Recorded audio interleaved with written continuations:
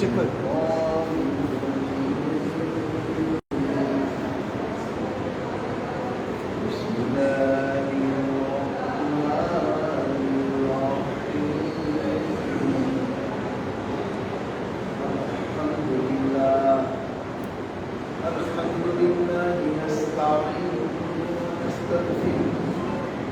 ونعوذ بالله من شرور أنفسنا من يهد الله فلا مضل له ومن يضلل فلا هادي له ونشهد أن لا إله إلا الله وحده لا شريك له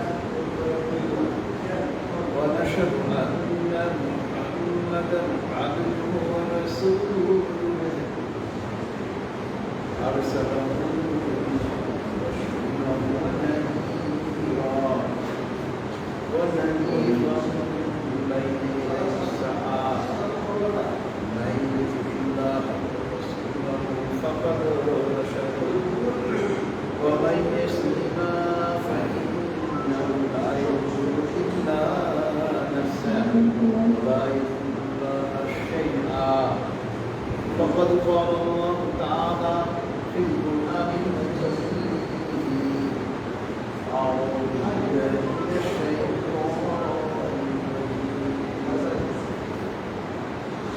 إن الله وملائكته يصلون على النبي يا أيها الذين آمنوا صلوا عليه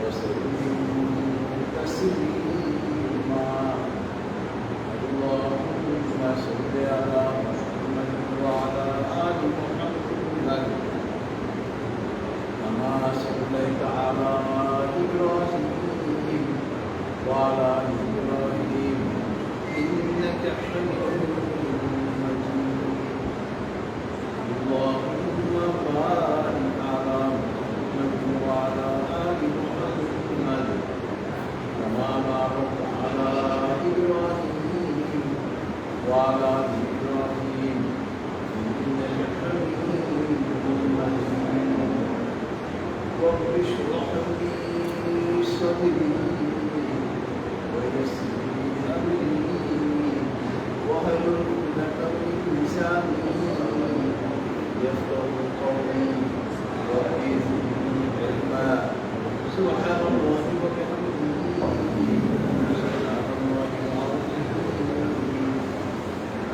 উপস্থিত সম্মানিত হাজার মজলিস এবং ফেসবুক লাইভের মাধ্যমে যারা আমাদের সঙ্গে যুক্ত হয়েছে আসসালামু আলাইকুম ওয়া রাহমাতুল্লাহি ওয়া বারাকাতুহু।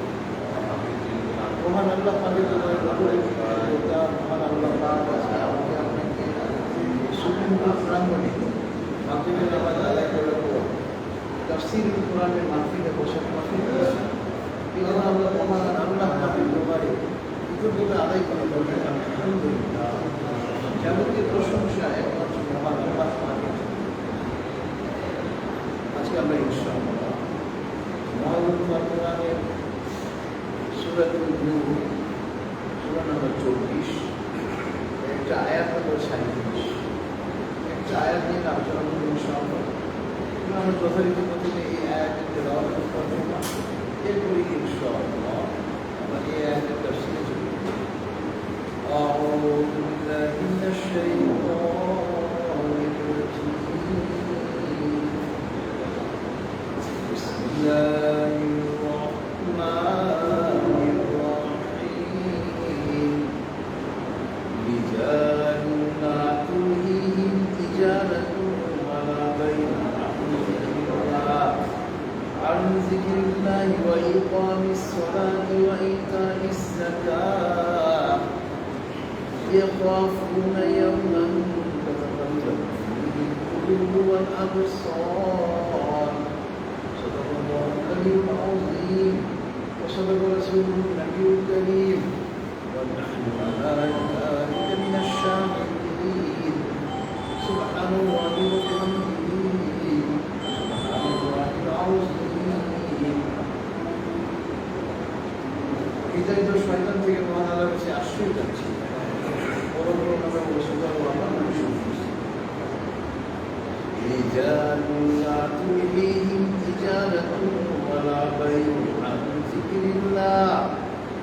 যিকরিল্লাহি ওয়া ইকামিস সালাতি ওয়া ইতাইজ যাকাত, ওই ব্যক্তিগণ যাদেরকে তাদের ব্যবসা বাণিজ্য, কেনা বেচা, আল্লাহর জিকির, নামাজ আদায় এবং যাকাত প্রদানকে বিরত রাখে না। يخافون يوما تتقلب فيه القلوب والأبصار, কেননা তারা ওই দিনকে ভয় পায় যে দিনের ভয়াবহতা মানুষের দৃষ্টিকে, মানুষের হৃদয়কে ওলট পালট করে। মহান আল্লাহ সত্য করেছেন এবং তার সত্য করেছেন এবং আমরা সাক্ষী করেন অন্তর্ভুক্ত।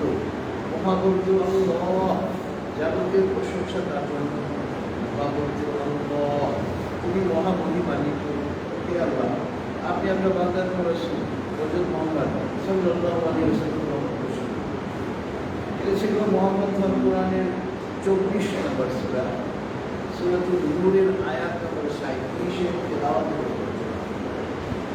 এখানে মহান আল্লাহ পাক ওই সমস্ত ব্যক্তিদের প্রশংসা করেছেন, ওই সমস্ত ব্যক্তিদের নাম এখানে উল্লেখ করেছেন যাদের দৈনন্দিন কাজ করল, সামাজিক কাজ করল, রাষ্ট্রীয় কাজ করল আল্লাহ পাকের জিকির হইতে, নামাজ আদায় হইতে বিরত রাখেন। দেখেন, আমরা সামাজিক জীব, সমাজে বসবাস করতে হলে আমাদেরকে অর্থনৈতিক একটা কাজ করতেই হবে। প্রত্যেকে আমরা কোনো না কোনো অর্থনৈতিক কাজের সঙ্গে সম্পৃক্ত। ইসলাম এমন একটা ধর্ম যে এমন কোনো দিক নেই যে বিষয়ে মহাগ্রন্থ এবং হাদিসে ইসলামের নির্দেশনা নেই। ইসলাম আমরা ছোটবেলায় পড়েছি, নবীর শিক্ষা করোনা শিক্ষা।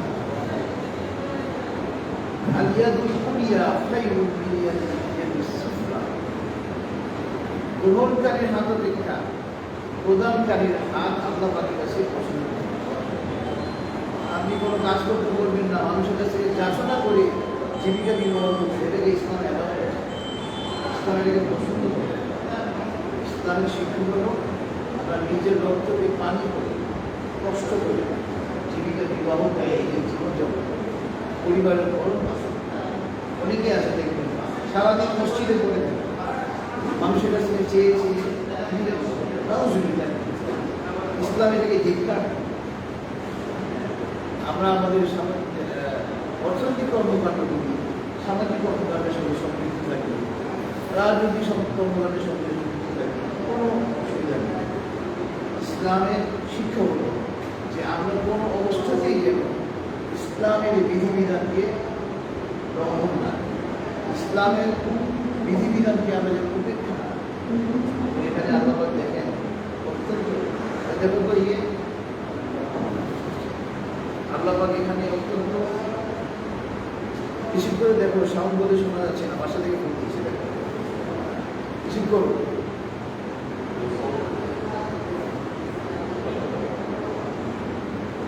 সাউন্ড কি শোনা যাচ্ছে না?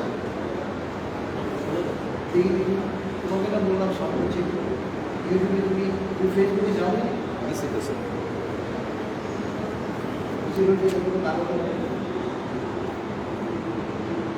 আপনারটা দিয়ে চেক করেন।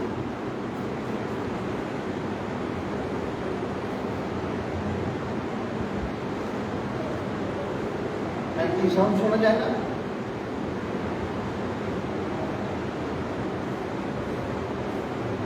আচ্ছা যাও, ঠিক আছে। আচ্ছা দেখতেছি, আচ্ছা দেখতেছি দেখতেছি। কোথাও যাবে না, একটু ভালো করে চাপ। স্যার এখন আচ্ছা, ওইটা কোনো সমস্যা? যে কথা বলছিলাম না ওইটা সাথে যে আমাদের অর্থনৈতিক কর্মকাণ্ড, এগুলোর কারণে যেন আমরা আমাদের ধর্মীয় রীতিনীতি, ইসলামের যে আপনার যেগুলো ফরজ ওয়াজিব, এগুলো থেকে যেন আমরা দূরে সরে না যাই, এদিকে আমাদের খেয়াল রাখতে হবে। এবং এই জন্য আপনার আল্লাহ পাক এখানে সূরাতুন নূরের আয়াত নাম্বার 37-এ আল্লাহ পাক ওই সমস্ত ব্যক্তিদের প্রশংসা করেছেন ওই সমস্ত ব্যক্তিদের নাম এখানে আল্লাহ পাক এখানে উল্লেখ করতেছেন, যে সমস্ত ব্যক্তিদের কেনা বেচা, ব্যবসা বাণিজ্য আল্লাহর জিকির থেকে, নামাজ আদায় থেকে, জাকাত প্রদান থেকে বিরত রাখে না। ক্যামেরা হ্যাঁ আনতে তুমি ফেসবুকে গিয়ে দেখো না, সাউন্ডটা ঠিক করে শোনা যাচ্ছে। তোমার কি ডাটা নেই? ডাটা আছে স্যার, কিন্তু আপনার লাইভে দেখা যাবে না। আমার আইডিতে তুমি ঢুকতে শোনা যায়।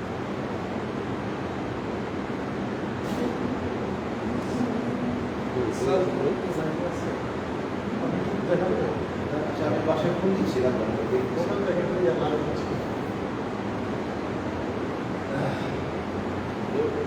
হ্যাঁ, এখন শোনা যাচ্ছে ঠিক মতো সাউন্ড?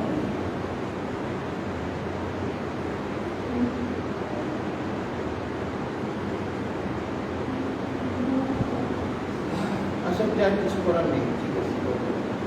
আচ্ছা, মোটামুটি শোনা যায় তো? আচ্ছা, ঠিক আছে।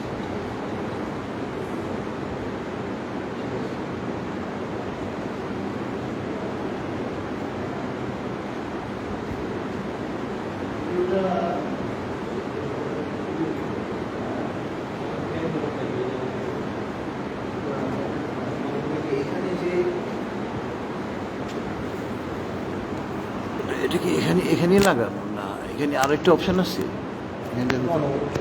এখানে কি আরো কোনো অপশন আছে? এই একটাই?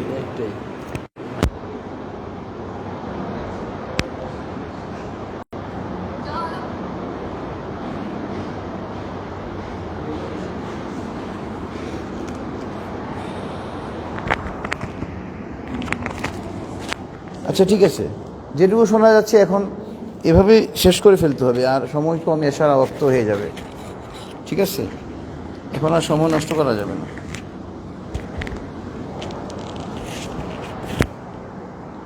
তো আমরা সূরাতুন নূরের আয়াত নাম্বার 37 নিয়ে আলোচনা করছিলাম।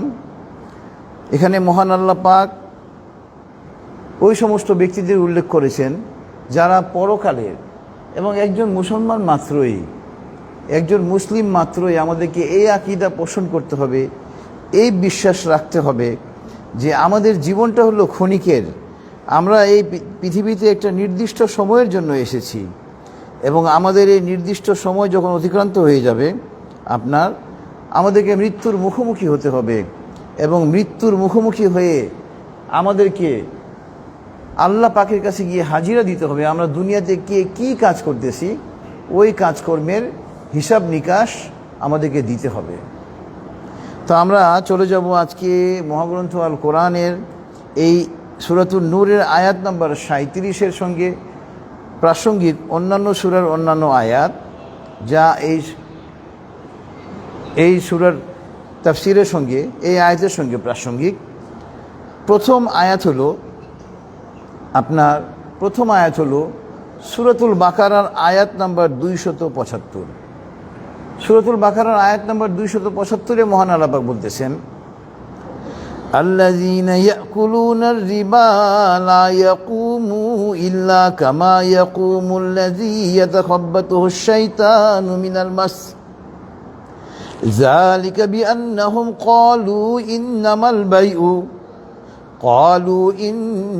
বাইউ মিসলুর রিবা ওয়া আহাল্লাল্লাহুল বাই'a ওয়া হাররামার রিবা ফামান জাআহু মাউইযাতুম মির রাব্বিহি ফান্তাহা ফালাহু মা সালাফ ওয়া আমরুহু ইলাল্লাহ ওয়া মান আদা ফাউলাইকা আসহাবুন নার হুম ফিহা খালিদুন।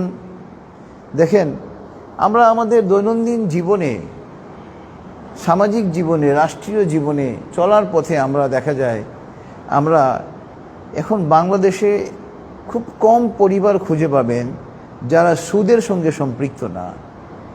আপনি একটা বাড়ি করবেন, ব্যাংক থেকে হোম লোন নিচ্ছেন, গাড়ি কিনবেন, কার লোন নিচ্ছেন, ব্যবসা করবেন, আপনি বিজনেস লোন নিচ্ছেন।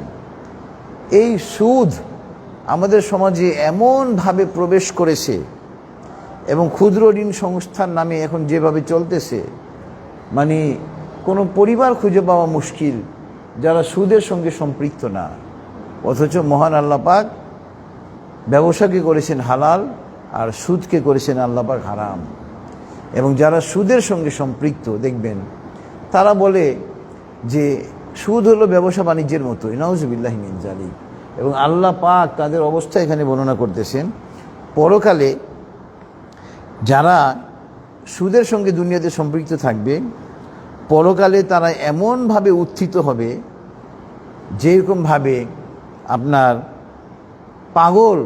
পাগলের যেরকম আচরণ থাকে, নেশাগ্রস্ত লোকের যেভাবে আচরণ থাকে। আল্লাহ পাক বলতেছে যে এই যারা সুদের সঙ্গে সম্পৃক্ত তারা পরকালে উত্থিত হবে শয়তানের সংস্পর্শে থাকার কারণে। তারা এমনভাবে উত্থিত হবে যেন তারা পাগল। কেননা যালিকা বিআন্নাহুম ক্বালু, কেননা তাহারা বলতো ইন্নামাল বাইউ মিসলুর রিবা, কেনা বেচা আর সুদ তো একই, নাউজুবিল্লাহি মিন যালিক।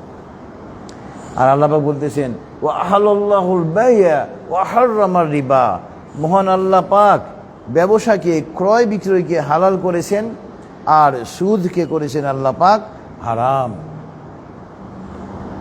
তো সুতরাং এই জ্ঞান আসার পরেও যারা সুদের সঙ্গে সম্পৃক্ত থাকবে তারা হবে জাহান্নামের অধিবাসী, তারা সেখানে চিরকাল থাকবে। হ্যাঁ, যারা জ্ঞান আসার পরে, বুঝ এসে পড়ার পরে, অনেকে হয়তো সুদে আগে লিপ্ত ছিল, যখনই জানতে পারছে সুদ হারাম তখনই সে যদি ফিরে চলে আসে সুদগুলো পরিত্যাগ করে, তো আল্লাহ পাক বলতেছেন এই বিষয়টা আমি দেখব। আল্লাহু আকবার। তো সুতরাং ওয়া আহাল্লাহুল বাইয়া ওয়া হাররামার রিবা, আল্লাহ পাক ব্যবসাকে করেছেন হালাল আর কেনাবেচাকে করেছেন হালাল আর সুদকে করেছেন হারাম। এই সুদের ধারে কাছেও যাওয়া যাবে না, ইসলামের পরিপন্থী কোনো কাজেই যাওয়া যাবে না। এটা ছিল সূরা আলে ইমরানের আয়াত নম্বর 275, আজকের তাফসীরের সঙ্গে প্রাসঙ্গিক। এরপরে আপনার আজকের তাফসীরের সঙ্গে প্রাসঙ্গিক আয়াত হলো সূরা আলে ইমরানের আয়াত নম্বর 160। 160 নম্বর আয়াতে মহান আল্লাহ পাক বলতেছেন ইয়ানসুরকুমুল্লাহু ফালা গালিবা লাকুম ওয়া ইয়াখযুলকুম ফামান যাল্লাযী ইয়ানসুরকুম মিন বা'দিহি ওয়া আলাল্লাহি ফালইয়াতাওয়াক্কালিল মুমিনুন। যদি আল্লাহ পাক তোমাদেরকে সহায়তা করেন তাহলে তোমরা বিজয়ী হবে, আর যদি আল্লাহ পাক তোমাদেরকে ছেড়ে দেন, আল্লাহ পাক তোমাদের সঙ্গে না থাকেন, কে আছে যে তোমাদেরকে উদ্ধার করবে, সহায়তা করবে? একজন মুমিন ব্যক্তি মাত্রই আল্লাহ পাকের উপরে ভরসা করবে। আমরা প্রত্যেকটা কাজে আমরা মহান আল্লাহ পাককে হাজির নাজির জেনে কাজ করতে হবে, ইসলামী শরীয়ত মোতাবেক কাজ করতে হবে। আমরা ব্যবসা বাণিজ্য করি, পারিবারিক কাজকর্ম করি, সামাজিক কাজকর্ম করি, এমনকি আমরা রাজনীতিও যদি করি, রাষ্ট্রীয় কাজও যদি আমরা করি, ইসলামের বিধিবিধান মেনে আমাদেরকে এগুলো করতে হবে। ইসলামের বিধিবিধানের পরিপন্থী কোনো কাজ করা যাবে না। এরপরে হলো আজকে তাফসীরের সঙ্গে প্রাসঙ্গিক আয়াত হলো সূরাতুন নিসার আয়াত নম্বর 29। সূরাতুন নিসার আয়াত নম্বর 29-এ মহান আল্লাহ পাক বলতেছেন ইয়া আইয়ুহাল্লাযীনা আমানু লা তাকুলু আমওয়ালাকুম বাইনাকুম বিল বাতিলি ইল্লা আন তাকুনা তিজারাতান আন তারাদ্দিম মিনকুম ওয়ালা তাকতুলু আনফুসাকুম ইন্নাল্লাহা কানা বিকুম রহিমা। দেখেন, ইয়া আইয়ুহাল্লাযীনা আমানু, হে ঈমানদারগণ, লা তাকুলু আমওয়ালাকুম বাইনাকুম বিল বাতিল, অন্যায়ভাবে তোমরা একে অপরের সম্পদ ভক্ষণ করো না। হ্যাঁ, তোমরা একে অপরের সঙ্গে যদি তোমাদের মধ্যে দ্বিপক্ষীয় চুক্তি হয়, সমঝোতা হয়, আলাপ আলোচনার মাধ্যমে যদি কোনো লেনদেন হয়, তাহলে তোমরা একে অপরের সম্পদ ভোগ করো। নতুবা অন্যায়ভাবে তোমরা একে অপরের সম্পদ ভক্ষণ করো না। অন্যায়ভাবে একজন আরেকজনের সম্পদকে তোমরা লুণ্ঠিত করো না। ওয়ালা তাকতুলু আনফুসাকুম, এবং নিজেকে হত্যা করো না। এই যে আমরা বলি আত্মহত্যা করা মহাপাপ, হারাম, এই যে এই আয়াতে আল্লাহ বলতেছেন ওয়ালা তাকতুলু আনফুসাকুম, তোমরা আত্মহত্যা করো না, নিজেকে নিজে হত্যা করো না। ইন্নাল্লাহা কানা বিকুম রহিমা, নিশ্চয় মহান আল্লাহ পাক অত্যন্ত দয়ালু। এটা ছিল সূরাতুন নিসার আয়াত নম্বর 29, আজকে তাফসীরের সঙ্গে প্রাসঙ্গিক।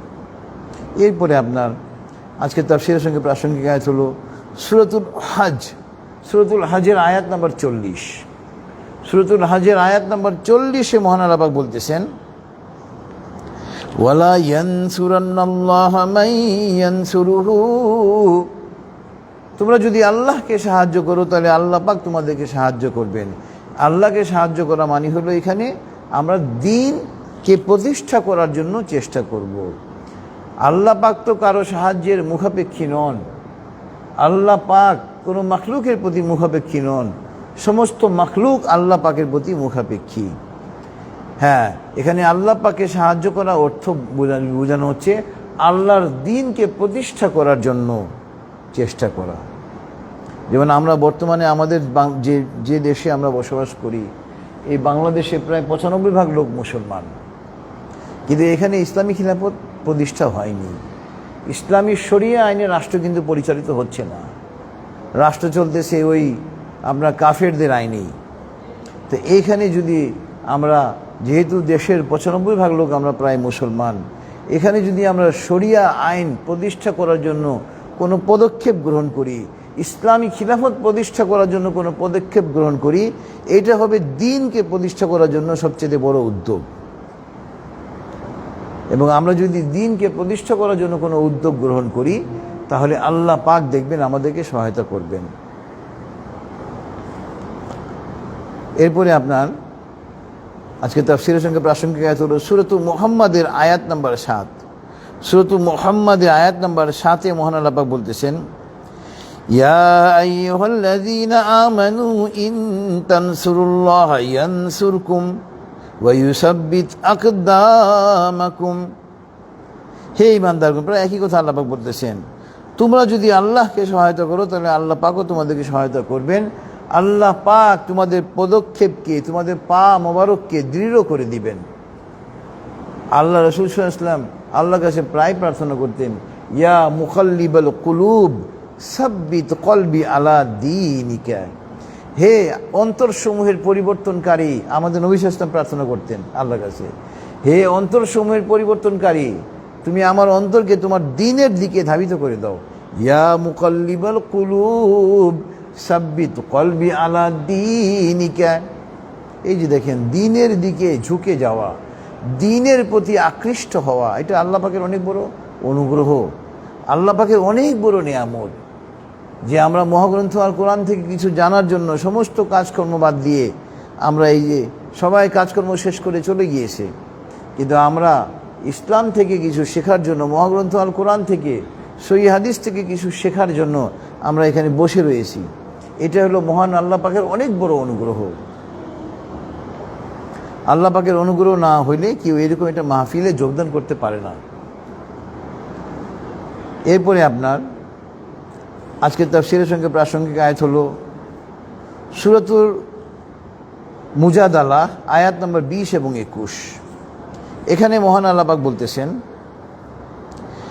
ইন্নাল্লাযীনা ইউহাদ্দুনাল্লাহা ওয়া রাসূলাহু উলাইকা ফিল আযাল্লিন। যদি তোমরা আল্লাহ এবং রাসূলের বিরোধিতা করো, বিরুদ্ধাচরণ করো, তোমরা লাঞ্ছিত হবে। দেখেন, আপনি ইতিহাস গবেষণা করে দেখেন, যারাই ইসলামের বিরোধিতা করেছে তারা ইতিহাসের আস্থা করে নিক্ষিপ্ত হয়েছে, হয়নি? এই জন্য ইসলামের বিরোধিতা করা যাবে না, আল্লাহ এবং রাসূলের বিরোধিতা করা যাবে না। আল্লাহ এবং আল্লাহর রাসূলকে অন্তর থেকে ভালোবাসতে হবে। আল্লাহ এবং আল্লাহ রাসূলের যে দ্বীন, আল্লাহ পাক যে আমাদেরকে দ্বীন দিয়েছেন, ইন্নাদ দীনা ইনদাল্লাহিল ইসলাম, আল্লাহ পাকের নিকটে একমাত্র মনোনীত দ্বীন হলো ইসলাম। আমাদের নবী সাল্লাল্লাহু আলাইহি ওয়াসাল্লামের মাধ্যমে আমরা যে দ্বীন পেয়েছি, এই দ্বীনকে ভালোবাসতে হবে, এই দ্বীনকে প্রতিষ্ঠা করার জন্য চেষ্টা করতে হবে। আর যদি আমরা তা না করি তাহলে আল্লাহ পাক আমাদেরকে লাঞ্ছিত করে দিবেন। এবং 21 নম্বর আয়াতে আল্লাহ পাক বলতেছেন, সূরাত মুজাদালার আয়াত নম্বর আগেটা ছিল 20, এরপর 21 নম্বর আয়াতে আল্লাহ পাক বলতেছেন, কাতাবাল্লাহু লা আগলিবান্না আনা ওয়া রাসূলি। দেখেন, আল্লাহ পাক নির্ধারণ করে দিয়েছেন যে আল্লাহ পাক এবং তার রাসূল বিজয়ী হবেনি। আল্লাহু আকবার। দেখেন, আল্লাহ রাসূল সাল্লাল্লাহু আলাইহি ওয়াসাল্লাম যখন নবুয়তের প্রথম 13 বছরে মক্কায় ছিলেন, তিনি কাফেররা কুরাইশরা তো আল্লাহ রাসূলের দাওয়াতকে কবুল করেই নাই। তখন ওখানে একটা মেলা হইতেছিল। ওই মেলায় হজ্জের মৌসুমে বিভিন্ন জায়গা থেকে বহু লোক এসেছিল। আল্লাহ রাসূল সাল্লাল্লাহু আলাইহি ওয়াসাল্লাম তাদের কাছে গিয়ে বললেন, তোমরা যদি আমার দাওয়াতকে কবুল করো, ইসলামকে কবুল করো, তোমরা কিন্তু তৎকালে কিন্তু পারস্য এবং রোমানরা সবচাইতে শক্তিশালী সাম্রাজ্যের অধিকারী ছিল, উন্নত সাম্রাজ্যের অধিকারী ছিল, ধন সম্পদ ক্ষমতা সব দিক থেকে তারা ছিল একেবারে সুউচ্চে। আল্লাহ রাসূল সাল্লাল্লাহু আলাইহি ওয়াসাল্লাম তাদেরকে বললেন যে তোমরা যদি এই ইসলামকে গ্রহণ করো, ইসলাম কবুল করো, তাহলে পারস্য এবং রোম রাজ্য এগুলোর মালিক তোমরা হবে। আল্লাহু আকবার। দেখেন, তখনও কিন্তু মুসলমানরা কোনোভাবে আপনার ইসলামের দাওয়াত দিয়ে যাচ্ছেন কাফেরদের মাঝে, নির্যাতিত হয়ে, নিগৃহীত হয়ে। তখনও কিন্তু মুসলমানদের নিজস্ব এটা রাষ্ট্র ছিল না, ইসলামী রাষ্ট্র ছিল না। ওই সময় আল্লাহ রাসূল সাল্লাল্লাহু আলাইহি ওয়াসাল্লাম তাদেরকে পারস্য রোম রাজ্য মুসলমানদের অধীনে আসবে আগেই আল্লাহ রাসূল সাল্লাল্লাহু আলাইহি ওয়াসাল্লাম ভবিষ্যৎবাণী করে দিয়েছেন।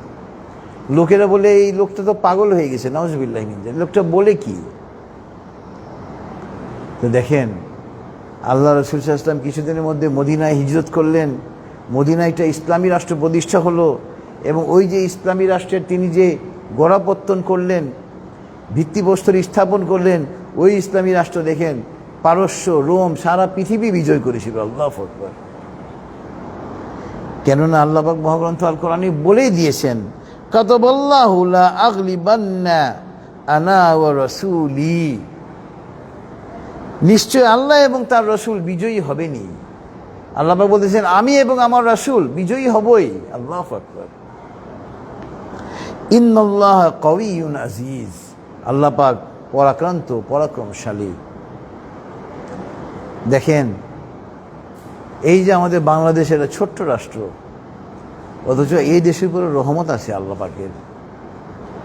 এই আল্লাহ পাকের অত্যন্ত অনুগ্রহের কারণে এই রাষ্ট্র টিকে আছে। আমরা এই দেশের মুসলমানরা হয়তো কোনো ভালো কাজ করি বিধায় মহান আল্লাহ পাকের অনুগ্রহ আমাদের উপরে এখনো আছে, এবং এই অনুগ্রহের জন্য শক্তিশালী কাফের রাষ্ট্র ভারত আমাদেরকে বাঘের মতো ভয় পায়। তা নাহলে আমাদেরকে কবে সিকিম বানিয়ে দিত, ভুটান বানিয়ে দিত, নেপাল বানিয়ে দিত। কিন্তু আল্লাহ পাকের অনুগ্রহের জন্য আমরা স্বাধীনভাবে বিশ্বের মাথা উঁচু করে আমরা এখনো দাঁড়িয়ে আছি। আল্লাহু আকবার। একমাত্র আল্লাহ পাকের অনুগ্রহের কারণেই আমরা দাঁড়িয়ে আছি।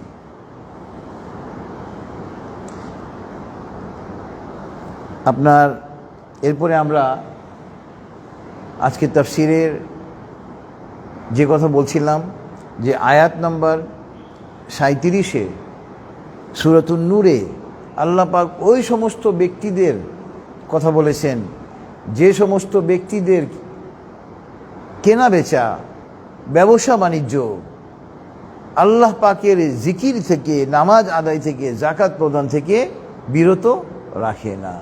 কেন? তারা পরকালে যে আযাব তাকে তারা ভয় পায়। পরকালে যে আযাব হবে, পরকালের কিয়ামতের মাঠে যে ভয়াবহ অবস্থা হবে, ওই ভয়াবহ অবস্থা মানুষের হৃদয়কে ওলটপালট করে দিবে, মানুষের দৃষ্টিকে ওলটপালট করে দিবে। তারা ওই দিনকে ভয় পায়, এবং এই জন্য তারা শত ব্যস্ততার মাঝেও ক্রয় বিক্রয়ের ব্যস্ততার মাঝেও, ব্যবসা বাণিজ্যের ব্যস্ততার মাঝেও আল্লাহর জিকির থেকে তারা উদাসীন হয় না, আল্লাহর জিকির থেকে তারা গাফেল হয় না, নামাজ আদায় থেকে তারা বিরত হয় না। আল্লাহু আকবার। এবং অনুরূপ একই কথা মহান আল্লাহ পাক এই সূরাতুল মুনাফিকুনে আয়াত নাম্বার 9 থেকে 11-তে আল্লাহ পাক বলেছেন। আল্লাহ পাক এখানে বলতেছেন, ইয়া আইয়ুহাল্লাযীনা আমানু লা তুলহিকুম আমওয়ালুকুম ওয়ালা আওলাদুকুম আন যিকরিল্লাহ ওয়া মান ইয়াফআল যালিকা ফাউলাইকা হুমুল খাসিরুন ওয়া আনফিকু মিম্মা রাযাকনাকুম মিন ক্বাবলি আইয়াতিয়া আহাদাকুমুল মাউত ফায়াকুল রাব্বি লাউলা আখখারতানি ইলা আজালিন করিব ফাআসাদদাকা ওয়া আকুম মিনাস সালিহিন ওয়ালান ইউআখিরাল্লাহু নাফসান ইযা জাআ আজালুহা ওয়াল্লাহু খাবীরুম বিমা তা'মালুন। দেখেন, ইয়া আইয়ুহাল্লাযীনা আমানু, হে ঈমানদাররা, তোমাদের ধন সম্পদ এবং সন্তানাদি যেন আল্লাহ পাকের জিকির থেকে তোমাদেরকে উদাসীন না করে। তোমরা যেন ধন সম্পদের কারণে, সন্তান সন্ততির কারণে আল্লাহ পাকের জিকির থেকে তোমরা যেন উদাসীন না হও। যদি তোমরা তা হও তাহলে তোমরা ক্ষতিগ্রস্তদের অন্তর্ভুক্ত হয়ে যাবে। এবং তোমরা আল্লাহর রাস্তায় দান করো মৃত্যু আসার পূর্বে, কেননা মৃত্যু যখন এসে পড়বে আর তখন যদি তোমরা বলো যে আল্লাহ আমাকে কিছুকালের অবকাশ দাও, আমি গিয়ে আমার সমস্ত সম্পদ তোমার রাস্তায় দান করে নেককারদের অন্তর্ভুক্ত হয়ে যাব, কারণ নির্ধারিত সময় যখন এসে যায় তাকে অবকাশ দেওয়া হয় না। তোমরা যা করো আল্লাহ পাক সেই সম্পর্কে অবগত। সুতরাং ইসলামে দাখিল হতে হবে, ইসলামে প্রবেশ করতে হবে পুরাপুরিভাবে। আজকে না, কালকে থেকে নামাজ পড়ব, এই বছর না, আগামী বছর থেকে রোজা রাখবো, হজ এখন না, 5 বছর পরে করব। নেক কাজে কোনো বিলম্ব করা যাবে না, কারণ আমাদের দুনিয়াতে আসার একটা সিরিয়াল আছে, কিন্তু যাওয়ার কোনো সিরিয়াল নেই। ছোট ছোট যুবকরা মারা যাচ্ছে, আর 95 বছর 100 বছরের বৃদ্ধরা এখনও বেঁচে আছে। তো সুতরাং আমাদের মৃত্যু কখন এসে যাবে আমরা জানি না, এই জন্য মৃত্যুর জন্য প্রস্তুতি গ্রহণ করতে হবে। একজন জ্ঞানী ব্যক্তি মৃত্যুর জন্য আগে থেকেই সামানা সংগ্রহ করে, পুঁজি সংগ্রহ করে পরকালের জন্য। তো আজকে আমরা চলে যাব মহাগ্রন্থ আল কোরআনের এই আয়াত নাম্বার 37 সূরাতুন নূরের তাফসীরের সঙ্গে প্রাসঙ্গিক কয়েকটা হাদিসে। প্রথম হাদিস হলো, আন ইবনে আব্বাস রাদিয়াল্লাহু আনহু আনি নবী সাল্লাল্লাহু আলাইহি ওয়াসাল্লাম قال لو كان لابن آدم واديان من مال لابتغى ثالثا ولا يملأ جوف ابن آدم إلا التراب ويتوب الله على من تاب রাওয়াহু বুখারী ওয়া মুসলিম।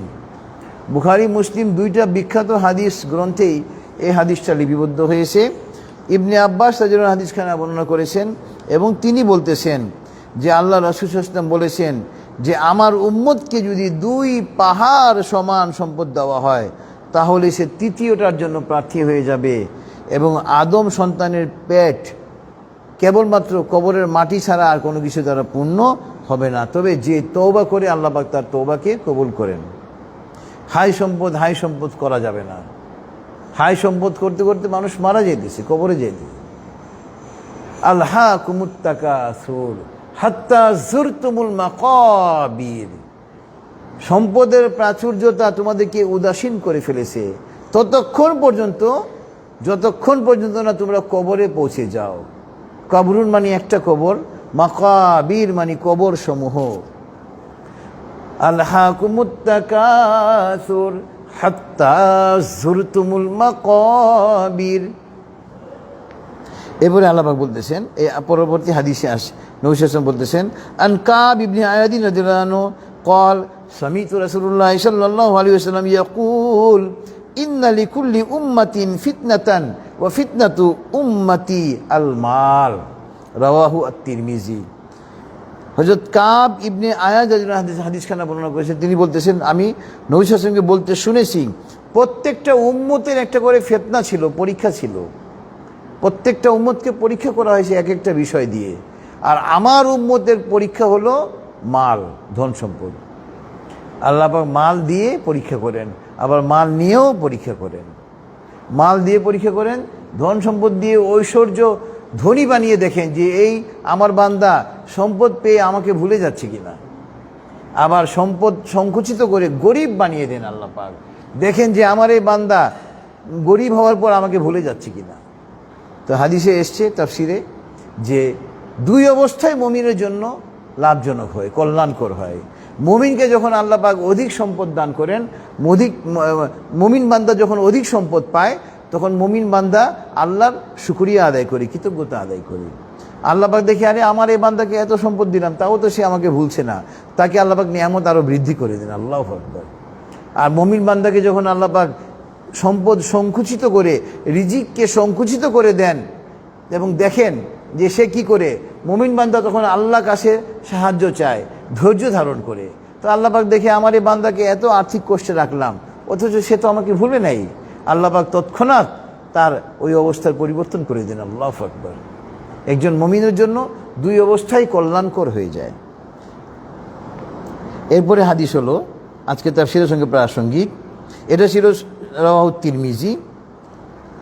আন আবি হুরায়রা রাদিয়াল্লাহু আনহু আন্না রাসূলুল্লাহ সাল্লাল্লাহু আলাইহি ওয়াসাল্লাম ক্বাল আন্না রাসূলুল্লাহ সাল্লাল্লাহু আলাইহি ওয়াসাল্লাম মাররা আলা সাবরাতুন তুআমি ফাদখুলুহু ইয়াদাহু ফিহা ফানালাত আসাবিহু বাল্লালান ফাকাল মা হাযা ইয়া সাহিবু তুআমি قال أصابته السماء يا رسول الله قال أفلا جالته فوق الطعام حتى يراه الناس من غش فليس منا رواه সহিহ মুসলিম। দেখেন, আল্লাহ রাসূল সাল্লাল্লাহু আলাইহি ওয়াসাল্লাম হেঁটে যাচ্ছেন, ওই একজন ফসল বিক্রেতা ফসল স্তূপ করে রেখে বিক্রি করতেছে। আল্লাহ রাসূল সাল্লাল্লাহু আলাইহি ওয়াসাল্লাম ওখান দিয়ে হেঁটে যাচ্ছেন। আল্লাহ রাসূল সাল্লাল্লাহু আলাইহি ওয়াসাল্লাম ওই যে ফসল স্তূপ করে রাখা আছে, উপরের ফসলগুলা কিন্তু শুকনা। আল্লাহ রাসূল সাল্লাল্লাহু আলাইহি ওয়াসাল্লাম ওই ফসলের স্তূপে তার হাত মোবারকখানা প্রবেশ করালেন। হাত বের করার পরে দেখেন তার হাত ভিজা, অর্থাৎ ফসলের স্তূপের মাঝখানে ফসলটা ভিজা। সে ভিজাটা ভিতরে দিল যাতে মানুষ না দেখে, উপরে শুকনা। আল্লাহ রাসূল সাল্লাল্লাহু আলাইহি ওয়াসাল্লাম ফসলের স্তূপের মধ্যে হাত ঢুকিয়ে যখন বের করলেন, দেখেন ভিজা। তখন তিনি বলেন ওই ফসলের মালিককে, সাহিবুত তুআমি, এই ফসলের মালিক, এটা কি? বলে, হে আল্লাহ রাসূল সাল্লাল্লাহু আলাইহি ওয়াসাল্লাম, বৃষ্টি হয়েছিল। তো নবী সাল্লাল্লাহু আলাইহি ওয়াসাল্লাম বললেন, তুমি এটা উপরে রাখো নাই কেন, যাতে মানুষ এটা দেখতে পারে। আফালা জাআলাতু ফাওকা তুআমি হাত্তা ইয়ারাহুন নাস, এটা উপরে কেন রাখো নাই, যাতে মানুষের চোখে পড়ে। মান গস্যা ফালাইসা মিন্না, মনে রাখো যে মানুষকে ধোঁকা দেয় সে আমার দলভুক্ত নয়।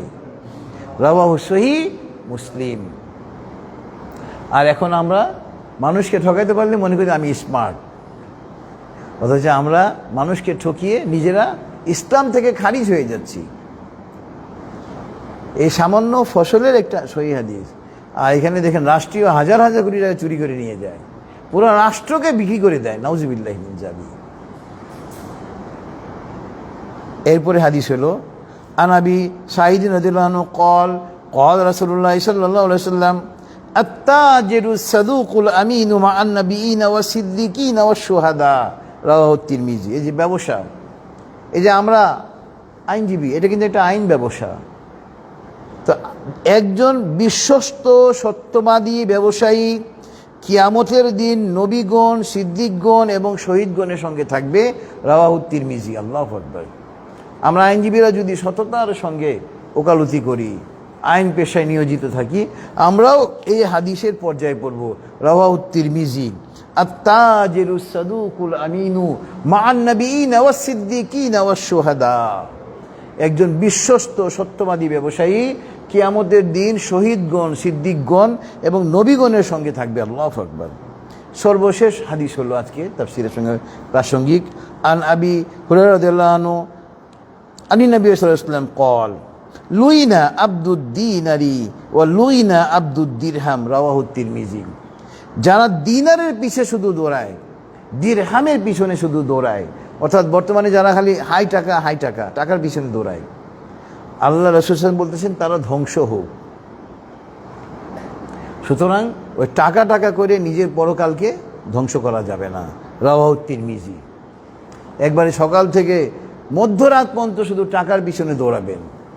বাসায় আপনার স্ত্রী বেপর্দা ঘোরাফেরা করতেছে, আপনার মেয়ে বেপর্দা চলাফেরা করতেছে, আপনার ছেলে মেয়ে বেনামাজি, আর আপনি একবারে অর্থ উপার্জনের জন্য একেবারে ফজর থেকে নিয়ে মধ্যরাত পর্যন্ত ব্যস্ত।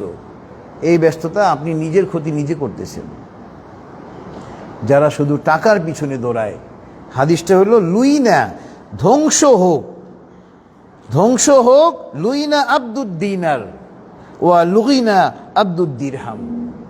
দিনারের পিছনে যারা দৌড়ায়, দিরহামের পিছনে যারা দৌড়ায়, অর্থাৎ যারা টাকার পিছনে দৌড়ায়, তাদেরকে আল্লাহ বলছেন তারা ধ্বংস হোক। আলহামদুলিল্লাহ, যেটুকু আলোচনা হলো আল্লাহ পাক আমাদেরকে তার উপরে আমল করার জন্য তৌফিক দান করুন। আমরা সবাই একবার দুরূদ ইব্রাহিম পড়ি। আর একটা ঘোষণা, যেহেতু আমাদের আজকে লাস্ট কোর্ট ছিল, সুপ্রিম কোর্ট তো এখন বন্ধ হয়ে যাচ্ছে প্রায় 1.5 মাসের জন্য। তো অক্টোবরের 19 তারিখে সুপ্রিম কোর্ট খুলবে। তো অক্টোবরের 19 তারিখের পরে আমরা ইনশাল্লাহ, অক্টোবরে হয়তো কয় তারিখ পড়বে, এই 24 তারিখ বোধহয় বৃহস্পতিবার পড়বে।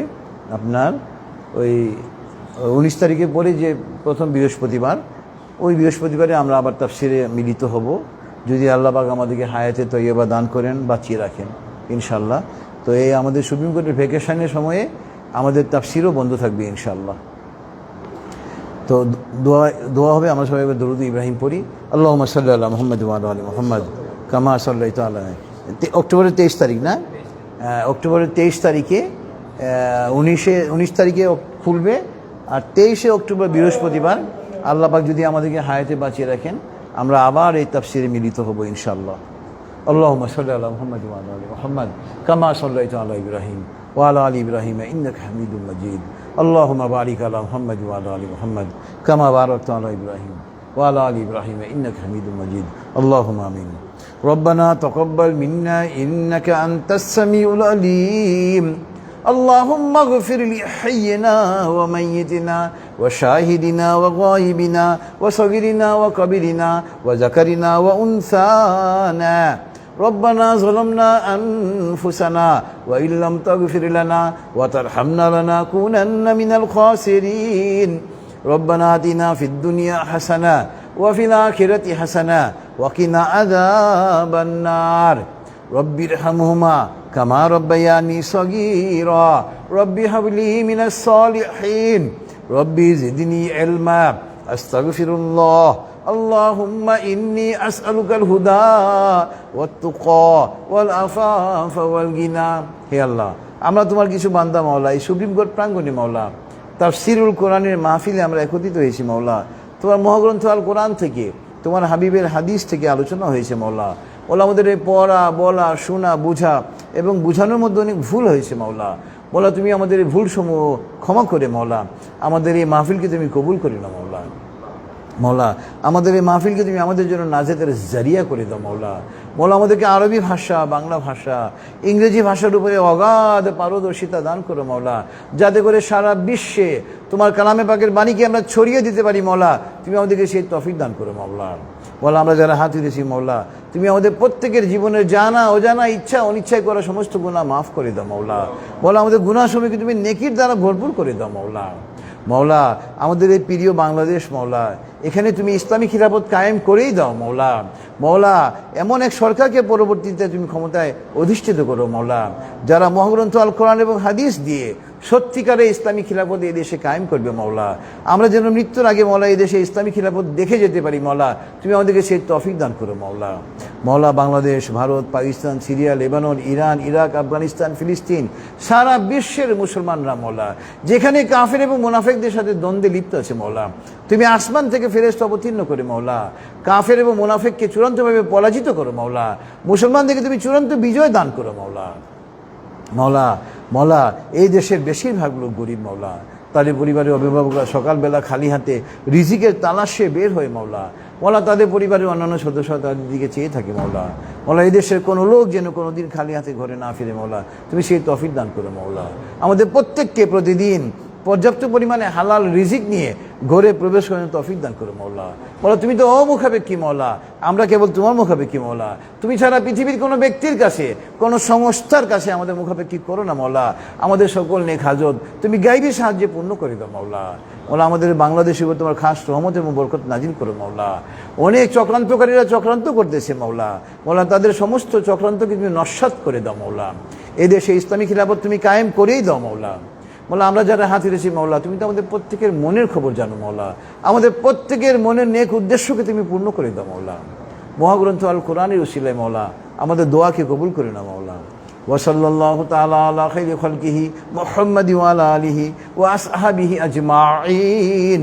সুবহান রাব্বিকা রাব্বিল ইজ্জাতি আম্মা ইয়াসিফুন ওয়া সালামুন আলাল মুরসালিন ওয়ালহামদুলিল্লাহি রাব্বিল আলামিন। আসসালামু আলাইকুম ওয়া রাহমাতুল্লাহ।